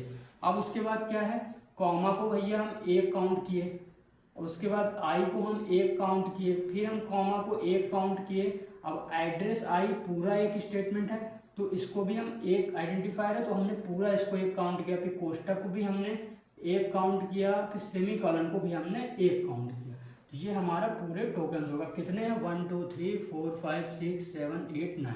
तो इसमें कितने टोकन हैं भैया, टोटल 9। एक बार हम फिर से चेक कर लेते हैं, 1 2 ये पूरा 3 4 5 6 7 8 9। तो टोटल आए हमारे 9 टोकन्स आए। अब इसके बाद मैं एक क्वेश्चन और इस कंपाइलर डिजाइन में करा रहा हूँ, उसके बाद एक क्वेश्चन मैं आपको होमवर्क के लिए दे रहा हूँ, यही टोकन से रिलेटेड है, इसको आप घर से करके लाना।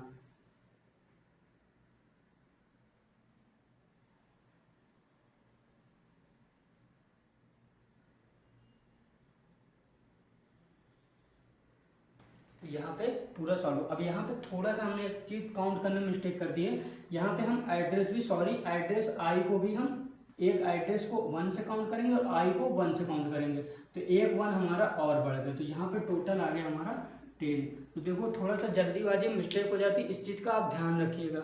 एड्रेस भी हमारा अलग होता है क्योंकि एड्रेस हमारा एक अलग आइडेंटिफायर है, तो एड्रेस हमारा अलग हो गया और आई हमारा अलग हो गया, तो इसलिए हमने दोनों को अलग अलग काउंट किया है। ठीक है, तो यहाँ पे टोटल टोकन है 10 और यहाँ पे आ गया 5। अब हम अपने चलते हैं नेक्स्ट क्वेश्चन पर। फिर मैं आपको एक होमवर्क क्वेश्चन दे दूंगा जिसे आप सॉल्व करिएगा। अब आज के सेशन का हमारा लास्ट क्वेश्चन है ये है एक ग्रामर दी गई है जिसको हमको सॉल्व करना है। अब इसका देखो एक मैं ऐसा शॉर्टकट तरीका बताऊंगा, मज़ा ही आ जाएगी आपको देख के।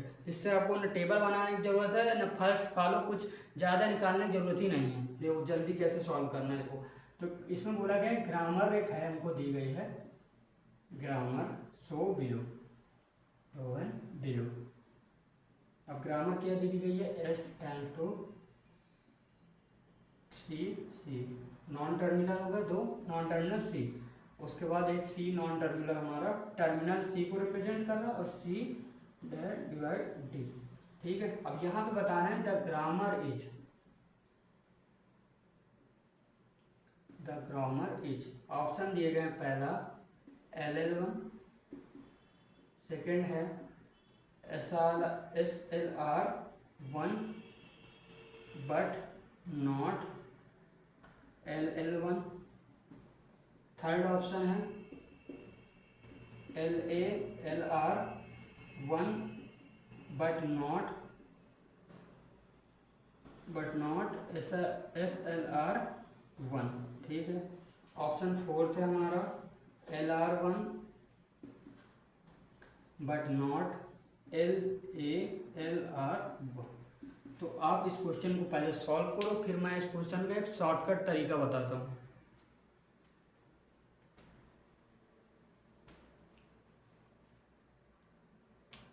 तो आई होप आप लोगों ने इस क्वेश्चन को सॉल्व कर लिया होगा। अब इस क्वेश्चन को देखो, एक सॉल्व करने का पहला तरीका है जो हमारा अल्टरनेट तरीका चल ही आ रहा कि हम पहले फर्स्ट निकाले भैया, उसके बाद हम उसको एक पूरी टेबल बनाए, टेबल में हम अपने फिल करें। ठीक है, एक तरीका ये है। अब इसमें किस्मत से हमको एप्सिलॉन नहीं दिया गया ना, तो एप्सिलॉन दिया होता तो हमको फॉलो भी निकालना पड़ता, तो जिससे हम फॉलो, जहाँ एप्सिलॉन आता वहाँ हम फॉलो की हेल्प से उसमें पुट करते, टेबल में वैल्यू फिल करते। बट यार इसका कोई और तरीका है जिससे हम भैया तुरंत चेक कर पाएँ कि LL1 है कि नहीं है, तो उसका एक तरीका है, देखो कैसे। अब इसका एक तरीका है कि हमको सिर्फ फर्स्ट निकालना आना चाहिए। अब फर्स्ट निकालना आना चाहिए तो फर्स्ट में पहले हम फर्स्ट निकाल लेते हैं दोनों को, बस ये तो इजी तरीका है। फर्स्ट S का और फर्स्ट नॉन टर्मिनल C का, तो पहले C का निकाला करो। नीचे से शुरू किया क्योंकि ऊपर डबल C है, दोनों नॉन टर्मिनल में, तो कैसे निकाल पाओगे, तो C से आओ। तो पहले C आया, इसमें पहले क्या होता है स्टार्टिंग वाला C और ये एक हमारा D मिल गया। अब आई होप फर्स्ट निकालना सबको आता होगा, हम स्टार्टिंग वाले दोनों लेते हैं।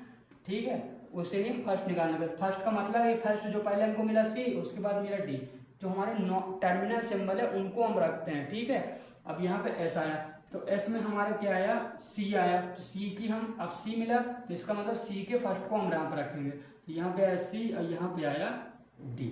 अब देखो ये आ गया, दोनों फर्स्ट का निकाल लिया और हमने निकाल लिया फर्स्ट नॉन टर्मिनल S का और फर्स्ट नॉन टर्मिनल C, दोनों के फर्स्ट हमने निकाल लिए।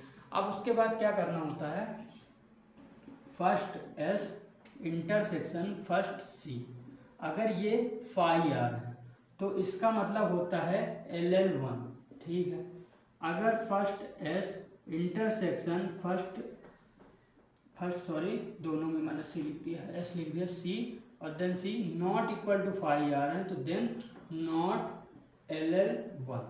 तो अब देखो यहाँ से पता चल रहा है कि C, D intersection C, D, तो यहाँ से हमको क्या पता चला भैया कि इनमें तो इंटरसेक्शन आ ही रहा है, इंटरसेक्शन C और D मिल रहा है हमको, तो नॉट इक्वल टू फाइन है। इसका मतलब क्या है, इसका मतलब हमको इससे पता चल गया यहाँ से ही कि ये हमारी जो ग्रामर दी गई है वो क्या है, नॉट LL1 है। अब नॉट LL1 है तो LL1 ही नहीं है, तो ना SLR होगी, ना CLR होगी, ना LR0 होगी, कुछ नहीं होगी। ठीक है, तो इसका मतलब है कि ये हमारी नॉट LL1 है। ठीक है, अब यहाँ पे LL1 नहीं है ये, तो अब इसमें क्या होगा, इसमें थोड़ा मैंने ऑप्शन गलत लिख दिए हैं।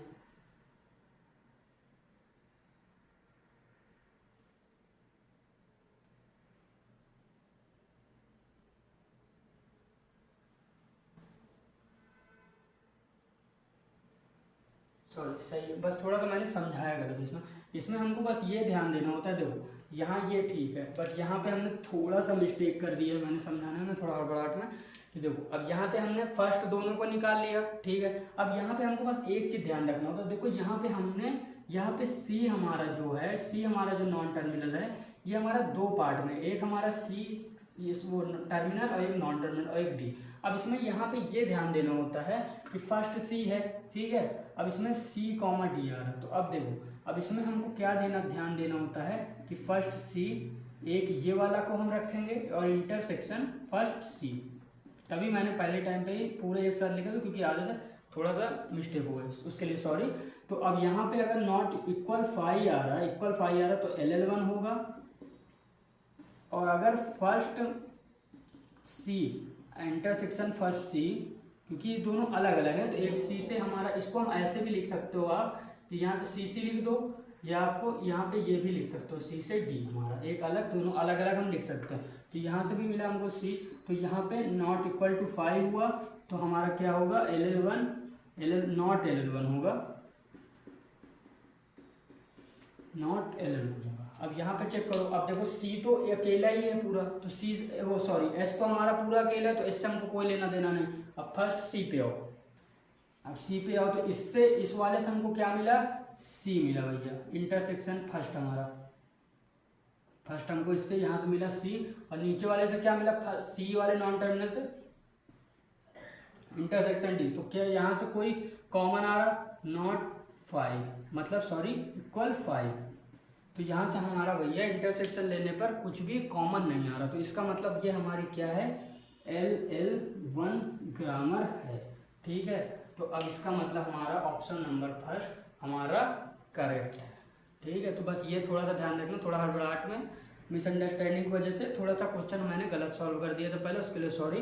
बट देखो बस इतना ध्यान रखना, दोनों को नहीं मिलाना, इसमें बस ये ध्यान रखना जैसे कोई एक, जैसे मतलब सी दिया गया, इसमें देखो दो पार्ट देगा, तो दोनों को हमको फर्स्ट निकालना है, निकालेंगे तो एक ही फर्स्ट। अब देखो फर्स्ट बस ये ध्यान देना, अब जैसे सपोज करो यहाँ पे, अगर यहाँ पे होता सी, ओनली सी होता, तो अब उसके बाद क्या होता, तो अब हमारे यहाँ पे भी, यहाँ से भी हमको सी मिलता, तो यहाँ पे होता हमारी नॉट 5 होता, तो मतलब क्या होता, नॉट LL1 होता। बट इस क्वेश्चन में ऐसा तो दिया नहीं गया था, तो ये एक छोटा सा शॉर्ट ट्रिक की वजह से आप देखो ज़्यादा टाइम नहीं वेस्ट होगा आपका, तुरंत आप पता लगा लोगे LL1 है कि नहीं। यहाँ से LL1 है, तो LL1 है तो SLR1 बट नॉट LL1, इससे हमको LL1 से हम ये डिसाइड नहीं कर सकते कि ये पॉसिबल है कि नहीं है, ठीक है। अब LL1 होता है तो CLR इसमें नहीं दिया गया है, बट अगर LL1 है तो CLR1 होता ही होता है, ठीक है। अगर CLR1 दिया होता तो वो ऑप्शन भी हमारा करेक्ट होता, जो अभी हम नेक्स्ट सेशन में करेंगे, मैं उसके काफ़ी सारे क्वेश्चन कराऊंगा, जिससे आपको ये क्लियर हो जाएगा। तो इसमें बस ये ध्यान देना है। अब इसमें एक कंडीशन और हो सकती थी कि भैया अगर यहाँ पे गलती से F साइलेंट होता ना, तो देखो F साइलेंट के केस में क्या होता है, F साइलेंट के केस में हम फॉलो निकालते हैं उसी का। अगर जैसे सपोज करो यहाँ पे होता C और F साइलेंस होता, ठीक है। यहाँ पे अगर पूरा लिखा होता है ऐसे ही, जैसे पहले लिखा था यहाँ पे D, और उसके बाद यहाँ पे होता है ऐसे एरो लगा के फिर लिखा होता है F साइलेंट। तो F साइलेंट निकालने के लिए हम क्या करते हैं, फॉलो ऑफ C निकालते हैं, फिर तीनों का इंटरसेक्शन करते हैं। देखो फिर क्या लिखते हैं हम, first C intersection first second वाला C जो हमारा ये वाला पार्ट, और देन इंटरसेक्शन फॉलो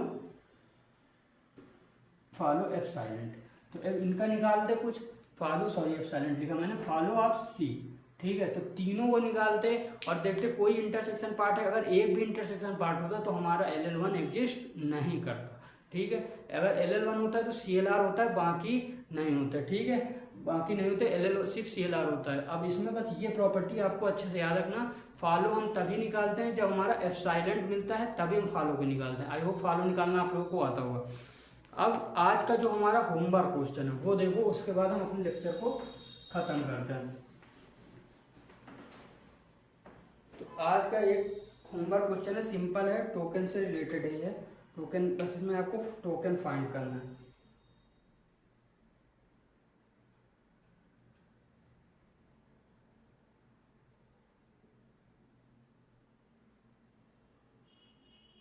इसमें एक सिंपल क्वेश्चन है, इसमें आपको बताना है टोकन बताना है, प्रिंटेड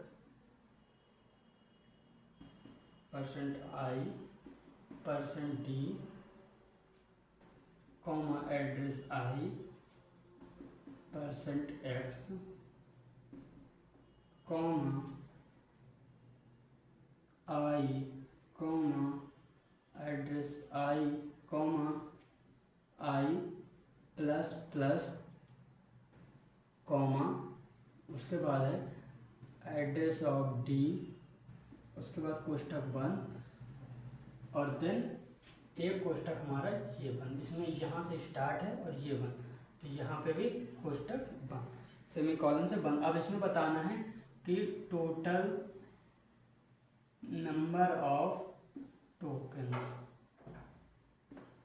और ये क्वेश्चन आपका होमवर्क क्वेश्चन है, तो आप एक बार इसको घर पे ट्राई करना, उसके बाद आंसर मुझे कमेंट करके बताना कि आंसर क्या आ रहा। तो आई होप आज के लेक्चर में जो क्वेश्चन हमने किए हैं वो आपको अच्छे से समझ आए होंगे, आपको काफ़ी अच्छा लगा होगा सेशन देख के, और आपने काफ़ी ज़्यादा आपकी प्रैक्टिस हुई होगी। कुछ हमने नई ट्रिक्स भी अप्लाई की क्वेश्चन में जो हम यूज कर सकते हैं, और ट्रिक हमको आनी चाहिए यार। देखो, क्योंकि मेरा पर्सनल एक्सपीरियंस ये है कि ट्रिक की वजह से ना हम बहुत सारे लेंदी क्वेश्चन को, जब हम इजी ट्रिक्स हैं उनको हमको पता होने से, जब हम बड़े बड़े क्वेश्चन आराम से विदिन 10 सेकेंड में कर सकते हैं, तो क्या मतलब उसको ना सीखने में क्या हमारी वो है कि ना ही सीखें हम भैया, हम तो पुराने कॉन्सेप्ट से जाएंगे। तो देखो वो तुम्हारे ऊपर है, उससे जाओगे तो ये है कि हमको एग्जाम में क्वेश्चन सारे करने हैं, और जो हमको अच्छी रैंक तभी आएगी। ये मत सोचना कि कुछ चैप्टर हम स्किप कर देंगे या कुछ सब्जेक्ट हम स्किप कर देंगे तो हमारी बहुत अच्छी रैंक आ जाएगी, तो ऐसा नहीं है।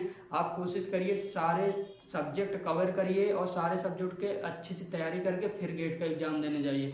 उससे होता है, क्योंकि देखो अब वहाँ क्वेश्चन अनप्रेडिक्टेबल है कि कहीं से भी कोई भी क्वेश्चन दे सकता। अब पता चला हमारी DBMS की अच्छी तैयारी है, बट ऐसे क्वेश्चन आगे जो हमसे बन ही नहीं रहे। अब हमको CN हमको बिल्कुल नहीं आता है, अब CN अब नहीं आ रहा तो उसके तो क्वेश्चन वैसे भी हमसे नहीं बनेंगे। तो अब हमारा DBMS स्कोरिंग था, अब उसके क्वेश्चन कोई मिले नहीं तो वो भी गया, और CN तो गया ही गया। तो हमको अगर सारे सब्जेक्ट की अच्छे से नॉलेज होगी तो अब हमारे क्या पता DBMS के क्वेश्चन डिफिकल्ट आ गए बट CN के इजी आ गए, तो हमने CN के क्वेश्चन कर लिए और हमारे नंबर इंक्रीज हो गए, जिससे हमारी रैंक अच्छी आ जाएगी। इसलिए मेरी यही एडवाइस है कि आप ज़्यादा से पूरे सब्जेक्ट को कवर कीजिए और सारे कॉन्सेप्ट अच्छे से पढ़िए, खूब सारे क्वेश्चन करिए। और मैं ये खूब सारे कोशिश कर ही रहा हूँ कि गेट के अच्छे क्वालिटी क्वेश्चन करा पाएँ, कुछ अपने अकॉर्डिंग क्वेश्चन भी फ्रेम करके ले आता हूँ, जिससे कि जो आ सकते हैं फ्यूचर एग्जाम में हमारे गेट में पूछे जा सकते हैं इस तरह के क्वेश्चन।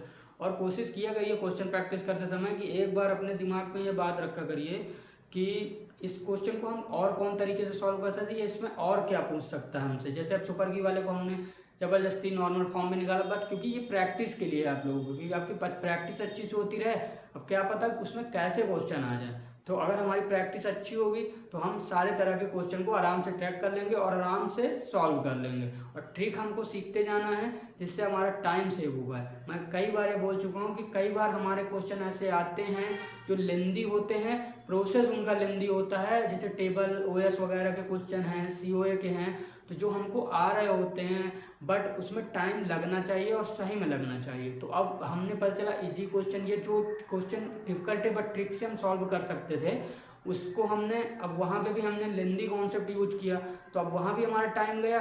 और जब बाद में हमको डिफिकल्ट वाले क्वेश्चन में ये जो आ रहे होते हैं लेंदी प्रोसेस वाले क्वेश्चन में हमको टाइम ज़्यादा चाहिए, तो वहाँ पे हमको टाइम ही नहीं मिला। तो वहाँ हड़बड़ाहट में हमने कैलकुलेशन मिस्टेक कर दी या सिली मिस्टेक्स करके हम क्वेश्चन को गलत कराते। और मैं कई बार बोला हूँ कि ऑप्शन वो ऐसे ही ऑप्शन वो फ्रेम करते हैं कि आपका कोई भी अगर आप सिली मिस्टेक्स करते हो ना तो उसका एक ऑप्शन वहाँ होगा ही होगा कि ये ऑप्शन है। वहाँ पे हम लोग ये नहीं देखते हैं, बस यहाँ पे फटाक से आंसर आया और ऑप्शन हमको एक चारों में से कोई ऑप्शन दिखा, बस हमने टिक मारा आगे बढ़ गए। अब MSQ भी आ रहा है, NAT भी आ रहा है, किसी में ऑप्शन ही नहीं है, ये MSQ है, तो अब थोड़ा और ध्यान देने की ज़रूरत है। तो आई होप आप लोग खूब सारी प्रैक्टिस कर रहे होंगे और ऐसे ही लेक्चर मैं आपके लिए लेके आता रहूँगा जब तक एग्ज़ाम ख़त्म नहीं हो जाए, उसके बाद भी हम करते रहेंगे प्रैक्टिस।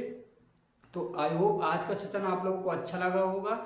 और अगर आज का लेक्चर में आपको किसी भी तरह से डाउट हो, कोई भी क्वेश्चन भैया ना समझ में आया हो, तो आप कमेंट करके मुझसे पूछिएगा, और जो होमवर्क क्वेश्चन है उसका आंसर आप मुझे कमेंट बताइएगा। और अगर आज के लेक्चर आपको अच्छा लगा हो तो एक हार्ट आप कमेंट पे बना दीजिएगा, जिससे मुझे पता चल जाएगा कि हम जो सेशन कर रहे हैं उसका आपको बेनिफिट मिल रहा है कि नहीं मिल रहा है, आपको पसंद आ रहा है कि नहीं। तो मिलते हैं नेक्स्ट लेक्चर में। अब हमारी क्लास होगी संडे को मैं कोशिश करूँगा कि 4 से ज़्यादा 4-5 सब्जेक्ट का कंबाइन क्वेश्चन मैं आपको कराऊँ। थोड़ा सा सेशन लेंदी होगा, कई सारे स्टूडेंट बोल रहे हैं कि भैया क्लास का टाइम इंक्रीज करो, थोड़ा सा साइज इंक्रीज करो।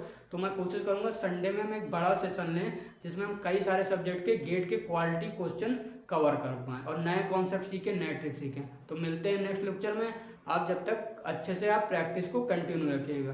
Thank you so much.